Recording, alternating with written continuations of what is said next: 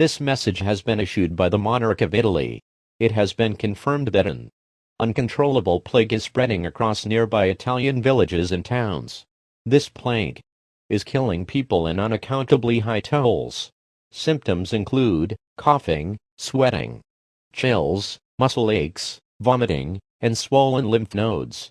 Those infected with the plague are most noticeable for their bodies being covered with dark, swollen areas of flesh. It appears God's wrath is upon us all. To avoid getting infected with the plague, do the following: pray to God for salvation, avoid committing any act of sin, avoid exposure of the air as much as possible, smell sweet aromas, avoid the sick, be around fires, and stay indoors. If infected with the plague, please do the following: cut pigeon, hen, herbs, or onions and rub on the wounds and have leeches remove infected blood from the body.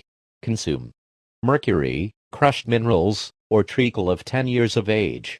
It is also urged to report any Jewish personnel to the authorities. Please remain calm and avoid spreading any panic. Merchants and governmental authorities will keep updated on the status of the plague.